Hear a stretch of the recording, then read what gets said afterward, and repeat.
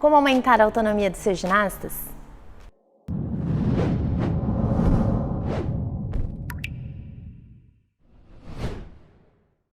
Olá, seja muito bem-vindo mais uma vez ao canal do Eleva Ginástica Artística. Se você tem curtido os nossos conteúdos, já deixa o seu like. Não esqueça de se inscrever no canal e ativar o sininho para receber todas as notificações. Bom, vamos ao que interessa. Vamos falar sobre autonomia nas aulas de ginástica artística. Primeiro, a gente precisa entender que a autonomia ela é uma das 3 necessidades psicológicas básicas. Então, a gente tem a autonomia, o vínculo e a competência. Para a gente entender um pouquinho do que a gente está falando, o vínculo está relacionado ao aspecto social, à construção da relação e às trocas nesse processo. A competência está relacionada às habilidades motoras e às habilidades específicas da atividade que a gente está promovendo. No nosso caso, os exercícios da ginástica artística. E a autonomia tem a ver com o praticante se sentir parte ativa do processo, não um mero coadjuvante. Então, em determinados momentos, ele ter espaço para a tomada de decisão, onde ele possa participar da construção do processo. Quando o aluno participa dessa construção, quando ele tem espaço para isso, ele se compromete muito mais com a atividade e isso também torna para ele a prática muito mais motivadora. É claro que a gente está falando de pequenas decisões, né? A gente não está colocando a responsabilidade do desenvolvimento e progressão da aula nas mãos do ginasta e dos alunos. Isso é papel do professor. A gente está falando de pequenas decisões que podem ser tomadas ao longo da aula sem prejudicar o andamento e a progressão da aula, mas que para quem está participando, para o aluno, para o ginasta, para o praticante, isso é fundamental para aumentar a motivação, para dar mais autonomia para ele e para que ele se sinta muito mais comprometido com a prática. Outro aspecto importante para a gente observar é em relação aos feedbacks. A gente não pode sobrecarregar o nosso ginasta de feedbacks. A gente precisa dar feedback e dar um tempo para que ele possa assimilar esse feedback, essa correção, para assim colocar em prática. A gente precisa também auxiliar o nosso ginasta a se tornar mais ativo nesse processo de correção, por exemplo. Então a gente precisa mostrar para ele, ensinar ele aos poucos e se percebendo nesse processo de ensino-aprendizagem, onde ele mesmo possa estar fazendo essas correções. É claro que isso não pode representar uma negligência por parte de nós, profissionais e professores, né?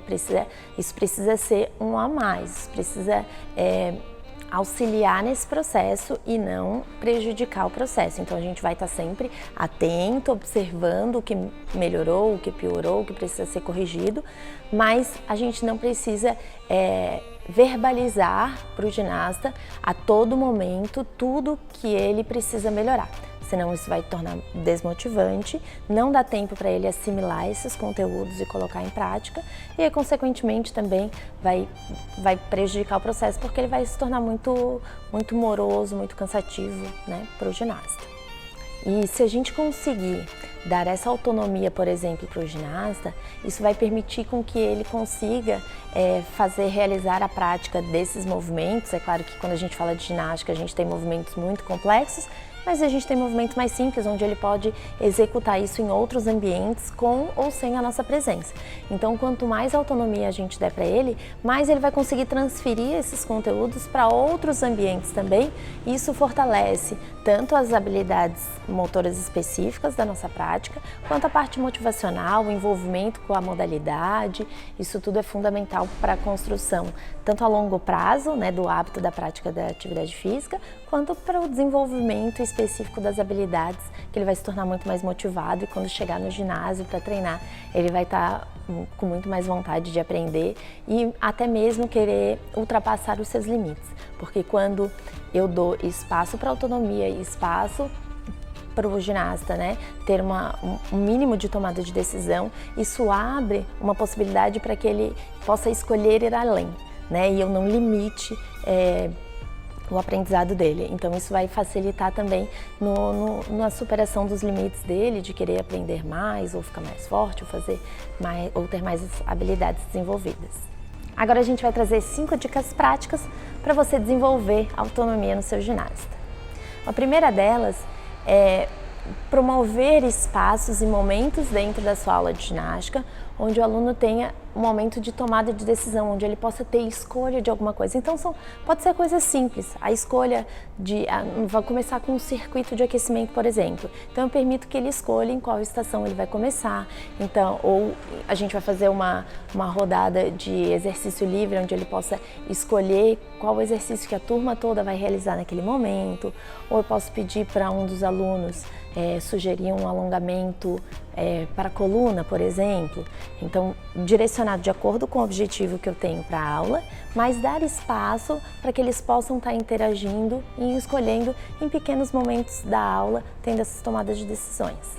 A segunda dica está relacionada a quando as crianças iniciam na ginástica, por exemplo, elas têm uma autonomia mais baixa. Então, por exemplo, se você pede para ela escolher um exercício, às vezes ela não tem as condições ainda nem de escolher um exercício. E isso pode ter um efeito contrário, né? Isso pode tornar mais desmotivante ao invés de motivador.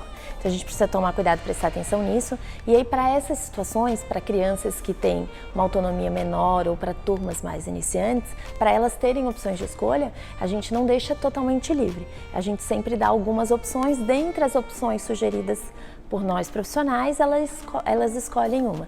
Isso vai dando mais significado para a prática delas também e vai fazendo com que elas se comprometa mais com a prática, com o exercício e com a melhora dentro do esporte. A terceira dica é que a gente não pode vincular somente a escolha, essa escolha do aluno relacionado a escolher um exercício ou alguma coisa assim. A gente precisa variar essas escolhas. Então a terceira dica está relacionada aos ambientes, aos locais que ele pode escolher para fazer determinada atividade. Desde saindo totalmente do ambiente ginástico e propor até atividades externas para que eles possam estar experimentando, estimulando isso, com ou sem a nossa presença, né? Pode ser até passando uma tarefa para casa para que eles possam ter autonomia de fazer isso. E hoje, né, a tecnologia nos ajuda muito para pode filmar, bater foto, colocar nas redes sociais, enfim, né? Ou então dentro do ambiente da ginástica, mas propor para que eles façam um exercício num aparelho e depois tentem executar esse mesmo exercício num outro aparelho que eles nunca realizaram anteriormente. A dica 4 é a gente promover atividades onde o grau do aluno, o nível dele de habilidades esteja de acordo com o que a gente esteja apresentando, né? Então, se a gente propõe atividades muito mais difíceis, né, onde ele não consiga executar, isso também dificulta a construção da autonomia, porque ele vai ficar muito preso às nossas informações, ao que ele tem a executar. Provavelmente ele não vai ter um grande sucesso em relação a isso e aí dificulta esse processo de autonomia. Então, a gente precisa propor atividades onde ele tenha condições de executar. Isso também auxilia naquilo que a gente já sabe, que é na percepção de competência também do aluno. E a quinta e última dica está relacionado a gente estimular e propor atividades e sugerir isso para que ele pratique a ginástica artística não só dentro do ginásio, mas nos mais diversos ambientes que ele possa e tenha segurança de praticar. Então, em casa, na praia, no parque, né, na escola, enfim, em todos os ambientes que tenham uma segurança mínima e, claro, sempre orientando para que ele execute os elementos onde ele já tenha segurança, onde ele já saiba executar sozinho, né, e orientar onde não tenha nenhum objeto, nenhum móvel próximo com ponta, enfim, esse tipo de orientação que é interessante nós profissionais fazermos para as crianças, mas que a gente possa estimular, sim, essa prática de ginástica fora do ambiente da ginástica, porque isso vai fortalecer o comprometimento dele com a prática, vai fortalecer sim algumas habilidades específicas da ginástica. Quanto mais ele pratica em outros ambientes, mais ele vai fortalecer, vai ter mais confiança, vai conseguir desenvolver melhor essas habilidades.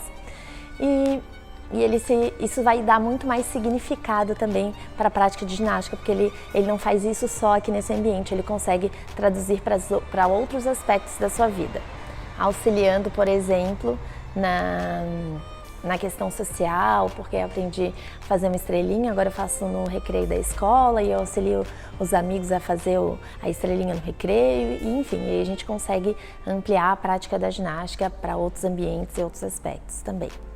Espero que você tenha gostado do nosso conteúdo. Se você gostou e não deixou ainda seu like, já deixa aqui agora, se inscreve no canal, ativa o sininho e avise para todos os seus amigos e outros profissionais da área também que gostariam de receber esse conteúdo e utilizar ele nas suas aulas. A gente se vê no próximo vídeo.